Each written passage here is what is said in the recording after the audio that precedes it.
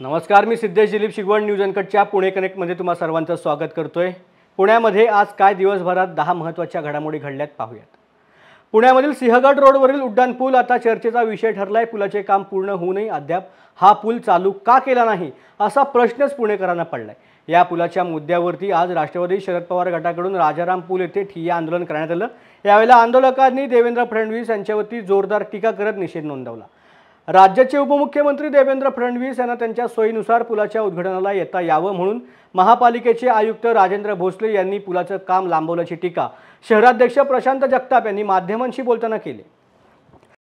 5 वर्षाचे उड्डाण पुलाचं एकूणच कामकाज चालू आहे। पुणेकरांच्या मतांच्या जोर महापालिका लोकसभा विधानसभेच्या निवडणुका जिंकण्याकरता या उड्डाण पुलाचं काम लांबवण्यात आलं। मागच्या 2 महिन्यापूर्वी हा उड्डाण पूल तयार आहे। फक्त राज्याचे उपमुख्यमंत्री देवेंद्र फडणवीस यांना या उद्घाटनाला येता यावं म्हणून स्थानिक आमदार माधुरीताई मिसाळ असतील किंवा भीमरावजी तापकीर असतील या दोघांच्या हट्टापोटी पुणे महापालिकेचे आयुक्त राजेंद्रजी भोसले या उड्डाण पुलाचं एकूणच खुला करण्याचं कामकाज हे लांबवत आहेत। मागची 4-5 दिवस कडक ऊन पडून सुद्धा डांबरीकरणाला वेळ नाही असं मोठं कार्य दिलं जात आहे आणि म्हणून या उड्डाण पुलाच्या खुला करण्याच्या मागणीकरता आम्ही आज आंदोलन केलेलं आहे।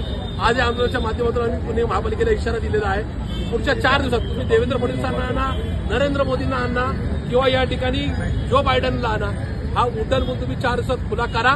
नाही तर 13 तारखेला महाविकास आघाडीचे 3 घटक पक्ष ज्याच्यामध्ये राष्ट्रवादी काँग्रेस पार्टी, शरदचंद्रजी पवार हा आमचा पक्ष, उद्धवजींची शिवसेना, काँग्रेस पक्ष यांच्या कार्यकर्त्यांच्या वतीने 13 तारखेला आम्ही सगळे हा उड्डाण पूल खुला करू। डांबरीकरण हो अथवा नाही हो, हा उड्डाण पूल किती जरी पोलीस बंदोबस्त असला तरी आम्ही खुला करू। आयुक्त राजेंद्र भोसले यांनी महापालिकेचा आयुक्त आणि प्रशासक म्हणून कामकाज करावं। त्यांनी आता देवेंद्र फडणवीसांचा आणि राज्य सरकारचा दबाव झुगारून लावावा अशी आमची त्यांना विनंती आहे। कृपया या ठिकाणच्या सिंहगड रस्त्यावरच्या लोकांची तारांबळ तुम्ही पहा, त्यांच्या सहनशीलतेचा अंत बघू नका, हा इशारा किंवा ही विनंती या निमित्ताने मी राजेंद्र भोसले यांना करू इच्छितो। सिंहगड रस्त्यावरील उड्डाण पुलावरती अंतिम टप्प्यामधील 3ऱ्या कोटिंगचं काम सुरू असून ते आठवड्याभरातच पूर्ण होतंय। सध्या आहे या स्थितीमध्ये पूल सुरू केला तर यामध्ये खड्डे पडण्याचा धोका असून विरोधक खोटे नरेटिव्ह सेट करण्यासाठी पूल सुरू करण्याची मागणी आंदोलन करतायत। मात्र स्थानिक नागरिकांचा त्यांना कोणताही पाठिंबा नाही असे स्पष्टीकरण पर्वती विधानसभा मतदारसंघाचे आमदार माधुरीताई मिसाळ यांनी माध्यमांद्वारे दिलं आहे। गेले 8 ते 10 दिवस सिंहगड रोड ब्रिज चालू करावा यासाठी राष्ट्रवादी निरनिराळे पोस्टर लावत आहे। आज त्यांनी आंदोलन केलं। मला आपल्या सगळ्यांना एक सांगायची म्हणून मी हा व्हिडिओ केलेला आहे की प्रशासनाने 8 तारखेला असं सांगितलं होतं की 8 तारखेला ब्रिजचं काम होईल, पण कॉन्क्रिटीकरण पावसामुळे शक्य झालेलं नाही आहे।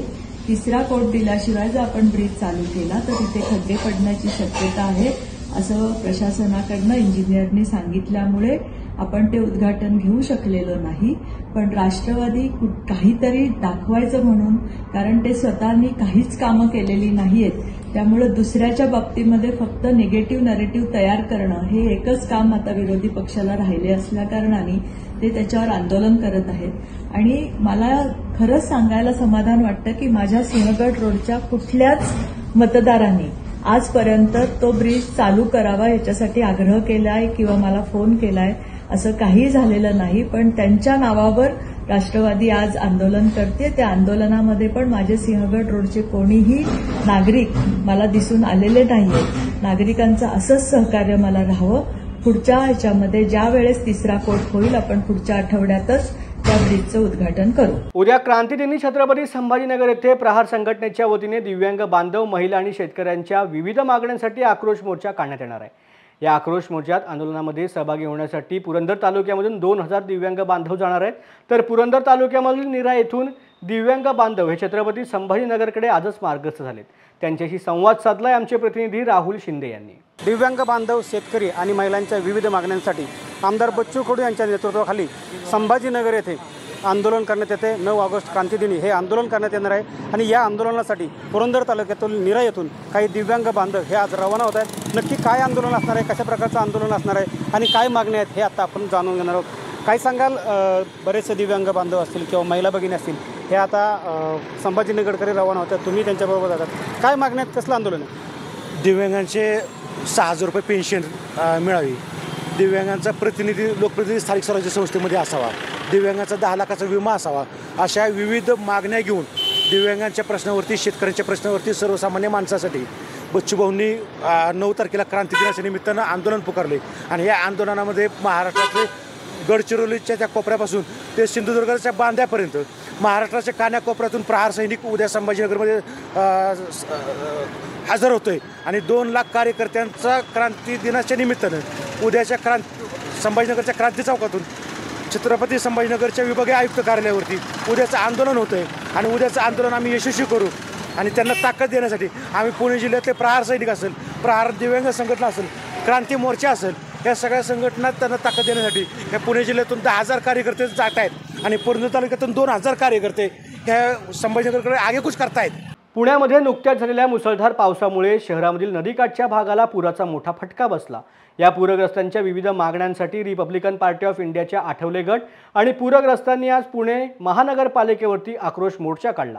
डॉक्टर बाबासाहेब आंबेडकर पुतळ्यापासून हजारोंच्या संख्येने निघालेला हा आक्रोश मोर्चा जिल्हाधिकारी कार्यालय, सिंचन भवन मार्गे पुणे महानगरपालिकेवरती धडकला.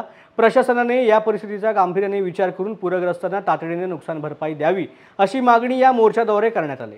गेल्या 15 दिवसांमध्ये पुणे शहरामध्ये 2 वेळा नुसता पूर नाही तर महापूर आला असं या ठिकाणी सांगावंसं वाटतं. ज्या शहराची ओळख पेन्शनरचं शहर, शांत असलेलं शहर आणि स्मार्ट सिटी होती, तिथे पुराचं शहर म्हणून त्याची ओळख जगामध्ये झालेली आहे, याचा खेद या ठिकाणी व्यक्त करतो.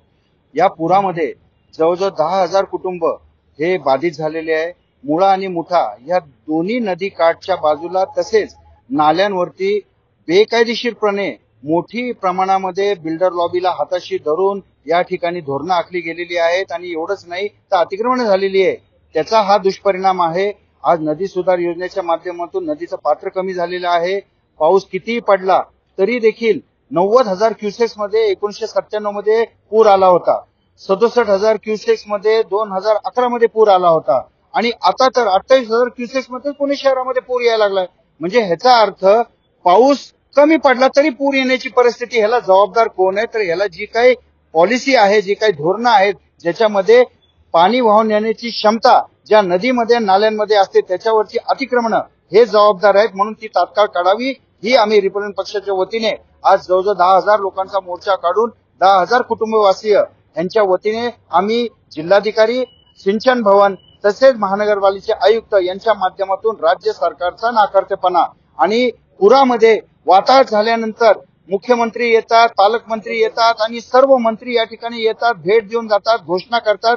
1 रुपयाची मदत आज मितीपर्यंत या पूरग्रस्तांना झालेली नाहीये, हे खेदाने सांगावंसं वाटतं. म्हणून रिपब्लिकन पक्षाच्या वतीने आज आमचे शहराध्यक्ष संजयजी सोनवणे यांच्या अध्यक्षतेखाली परशुरामजी वाडेकर, बाळासाहेब जानराव, आमच्या माजी उपमहापौर सुनीताताई वाडेकर, सर्व पक्षाचे प्रमुख पदाधिकारी या ठिकाणी आहेत.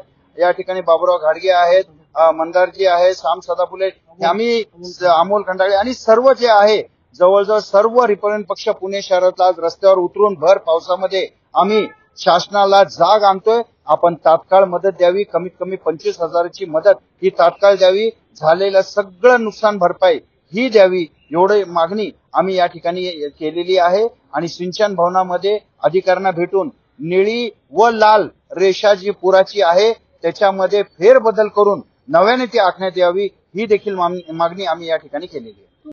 पुण्यामधील फर्ग्युसन महाविद्यालय रोडवरील पादचारी मार्गावरती बांगलादेशीय नागरिक अनधिकृतपणे व्यवसाय करत असून त्यांच्यातील काही तरुण कॉलेजच्या मुलींना प्रेमाच्या जाळ्यामध्ये अडकवण्याचा प्रयत्न करत असल्याचा आरोप रणरागिणी विचार मंचाच्या उज्ज्वला गौड यांनी केलाय. अतिक्रमण आणि फेरीवाल्यांमुळे वाहतुकीस अडथळा होत असून याबाबत मंचने महानगरपालिकेकडे तक्रार केली. बांगलादेशी फेरीवाल्यांमुळे या ठिकाणी असुरक्षितता असल्याचा आरोप रणरागिणी विचार मंचने गुल्लक चौकामधील कलाकार कट्ट्याजवळ आंदोलन करत माध्यमांशी बोलताना केला आहे. की फर्ग्युसन कॉलेज रोडवर असलेलं जे अनधिकृत संध्याकाळी बसणारे जे मुलं आहेत विक्रीसाठी, त्यांच्या स्कॅनरचे आमच्याकडे काही फोटोज आहेत ज्याच्यामध्ये कोणीही हिंदू नाहीये आणि त्या बेसिसवर आम्ही वारंवार मागणी करत असतो, परंतु आमच्या मागणीला कोणी लक्ष देत नाही. म्हणून मी फेसबुक लाईव्हच्या माध्यमातून आवाहन केलं होतं जनतेला की हे अतिक्रमण जर लवकरात लवकर हटवण्यात आलं नाही किंवा त्यांचं इथं बसणं जर बंद झालं नाही तर आम्ही या ठिकाणी जाळपोळ करू, रस्त्यावर उतरू, आमचे कार्यकर्ते रस्त्यावर उतरतील। याच्यापेक्षा आम्हाला आता दुसरा मार्ग कुठला दिसत नाहीये। परंतु आज सकाळपासूनच मला वाटतं माझ्या आवाहनामुळे इथून हे सगळं अतिक्रमण उठवण्याचं यांचं काम सुरू आहे, असं डेक्कन पोलीस स्टेशनच्या PI मॅडम ज्या आहेत गिरीशा निंबाळकर मॅडम यांनी आता असं सांगितलेलं आहे की आम्ही आता काही बसू दिलेलं नाहीये आणि आमचं ऑलरेडी काम सुरू झालेलं आहे त्या गोष्टींवर। परंतु हे तात्पुरतं नकोय, आम्हाला हे कायमस्वरूपी बंद झालेलं पाहिजे। आम्ही लव जिहादवर काम करणाऱ्या महिला आहोत। आम्ही काही केसेस ज्या हँडल केलेल्या आहेत त्यांची सुरुवातच FC कॉलेज वरून झालेली, FC कॉलेज रोड वरून झालेली आहे। कारण की इथून मुलं काय करतात, ज्या मुली खरेदीला येतात त्यांच्याकडनं त्यांचे नंबर्स घेतात आणि त्या नंबर्सवर आम्ही नवीन स्टॉक आला की तुम्हाला पाठवतो असं सांगतात आणि अशा माध्यमातून त्यांचं कम्युनिकेशन सुरू होतं आणि त्या मुलींना अगदी प्रेमाच्या जाळ्यात अडकवून त्यांना धर्मांतरांपर्यंत, तर त्यांना फार त्या मुली गरोदर राहतात आणि त्यांचं धर्मांतर होऊन कधी कधी त्यांच्यावर हिंसाचार पण केला जातो। इतके प्रकार इथून आम्हाला उघडकीस आलेले आहेत आणि हे वारंवार आम्ही पोलिसांच्या निदर्शनात आणून देतोय। कंट्रोलला आमचे बरेच कॉल आहेत, त्याचा रेकॉर्ड आहे कंट्रोलला, परंतु कुठलीही कारवाई इथे होत नाही। वादग्रस्त अधिकारी पूजा खेडकर यांचे वडील दिलीप खेडकर यांच्या विरोधामध्ये पुणे पोलिसांनी कामात अडथळा आणण्याप्रकरणी तक्रार नोंदवली। जिल्हाधिकारी कार्यालयामधील तहसीलदार दिलीप आकडे यांनी बंड गार्डन पोलीस ठाण्यामध्ये 2 पानी तक्रार अर्ज दिल्यामुळे दिलीप खेडकर पुन्हा अडचणीत येणार आहेत। पुणे पोलिसांकडून या अर्जाची चौकशी केली असून त्यानुसार पुढील कारवाई केली जाणार आहे असं वरिष्ठ पोलीस अधिकाऱ्यांकडून सांगितलं जातंय। पुरंदर तालुक्यामधील सासवड येथे पंतप्रधान आवास योजनेमधील अनुदानासंदर्भात 50,000 रुपयाची लाच घेतल्याप्रकरणी लाचलुचपत प्रतिबंधक विभागाने पंतप्रधान आवास योजनेचे 2 कंत्राटी कर्मचारी तेजस तावरे, हेमंत गावंडे आणि रामदास कटके या व्यक्तींवरती कारवाई केली। सासवडमधील एका हॉटेलमध्ये ही लाच स्वीकारताना त्यांना पकडण्यात आलेलं आहे। लाचलुचपत प्रतिबंधक विभागाने सापळा रचून त्यांना ताब्यात घेत सासवड पोलिसांमध्ये फिर्याद दिली आहे। शहरामधील रस्त्यांवर पडलेल्या खड्ड्यांवरून टीकेची झोड उठल्यानंतर महापालिका प्रशासन खडबडून जागं झाले। विशेष पथकाद्वारे खड्डे बुजवण्याचे काम हाती घेतलं असून पिंपरी चिंचवड शहरामधील आढळून आलेल्या खड्ड्यांपैकी महापालिकेच्या वतीने आतापर्यंत 989 खड्डे बुजवण्यात आले। क्षेत्रीय कार्यालय निहाय 8 स्वतंत्र पथकांद्वारे खड्डे बुजवण्यासाठी कार्यवाही ही युद्धपातळीवर सुरू आहे। तसेच उर्वरित खड्डे तातडीने बुजवण्याबाबत संबंधित अधिकाऱ्यांना सूचना देखील देण्यात आल्या आहेत। पुण्याच्या कोथरूडमधील पूरग्रस्त विद्यार्थ्यांसाठी राज्याचे उच्च आणि तंत्र शिक्षण मंत्री, वस्त्रोद्योग आणि संसदीय कार्यमंत्री तथा कोथरूडचे आमदार चंद्रकांतदादा पाटील धावून आले असून विद्यार्थ्यांचे शैक्षणिक नुकसान होऊ नये यासाठी लोकसहभागामधून पाठ्यपुस्तकांसह शालेय साहित्य त्यांना उपलब्ध करून देण्यात आले। त्यामुळे विद्यार्थ्यांच्या चेहऱ्यावरती अनोखा आनंद पाहायला मिळाला।